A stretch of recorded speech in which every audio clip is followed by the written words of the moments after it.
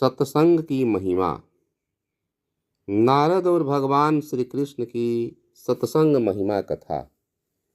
एक बार देवर्षि नारद भगवान विष्णु के पास गए और नमस्कार करते हुए बोले कि हे लक्ष्मीपते, हे कमल नयन, कृपा करके इस दास को सत्संग की महिमा सुनाइए। भगवान ने मंद मंद मुस्कुराते हुए अपनी मधुर वाणी में कहा कि हे नारद, सत्संग की महिमा का वर्णन करने में तो वाणी की गति नहीं है। फिर क्षण भर रुक कर श्री भगवान बोले कि हाँ, यहाँ से तुम आगे जाओ। वहाँ इमली के पेड़ पर एक बड़ा विचित्र रंगीन गिरगिट रहता है। वह सत्संग की महिमा जानता है, उसी से पूछ लो।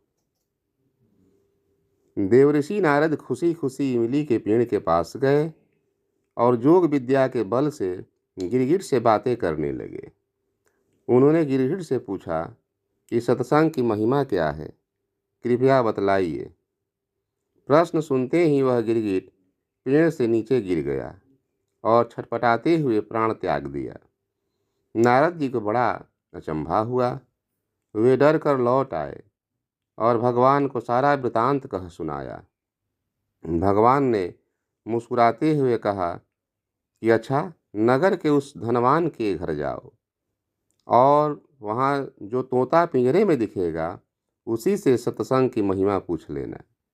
नारद जी क्षण भर में वहाँ पहुँच गए एवं तोते से वही सवाल पूछा, मगर देवर्षि के देखते ही देखते उसने आंखें मूंद ली और उसके भी प्राण पखेरु उड़ गए। अब तो नारद जी बड़े घबरा गए। वे तुरंत भगवान के पास लौट आए और कहने लगे कि यह क्या लीला है भगवान, क्या सत्संग का नाम सुनकर मरना ही सत्संग की महिमा है। श्री भगवान हंसकर बोले कि हे वत्स, इसका मर्म भी तुमको समझ में नहीं आएगा। इस बार नगर के राजा के महल में जाओ और उसके नवजात पुत्र से अपना प्रश्न पूछो। नारद जी तो थर थर कांपने लगे और बोले कि हे प्रभु, अब तक तो बच गया, लेकिन अब की बार तो लगता है कि मुझे ही मरना पड़ेगा। अगर वह नवजात राजपुत्र मर गया तो राजा मुझे जीवित नहीं छोड़ेगा। भगवान ने नारद को अभय दान दिया। नारद जी हृदय मुट्ठी में रख करके राजमहल में आए। वहाँ उनका बड़ा सत्कार किया गया। अब तक राजा को कोई संतान नहीं थी, अतः पुत्र के जन्म पर बड़े आनंद उत्सव मनाया जा रहा था। नारद जी ने डरते डरते राजा से पुत्र के बारे में पूछा। नारद जी को राजपुत्र के पास ले जाया गया।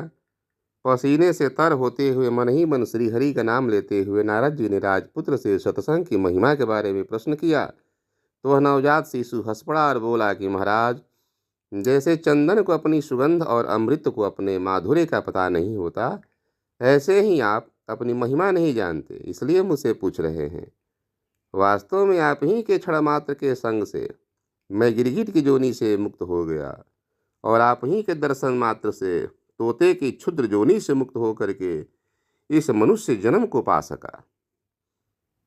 तो आपके सानिध्य मात्र से मेरी कितनी सारी योनियां कट गई और मैं सीधे मानव तन में आ गया, राजपुत्र बन गया।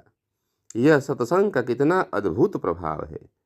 हे ऋषिवर, अब मुझे आशीर्वाद दे कि मैं मनुष्य जन्म के परम लक्ष्य को पालूं। नारद जी ने खुशी खुशी आशीर्वाद दिया और भगवान श्री हरि के पास जाकर सब कुछ बता दिया। श्री हरि बोले कि सचमुच में सत्संग की बड़ी महिमा है। संत का सही गौरव या तो संत जानते हैं या उनके सच्चे प्रेमी भक्त।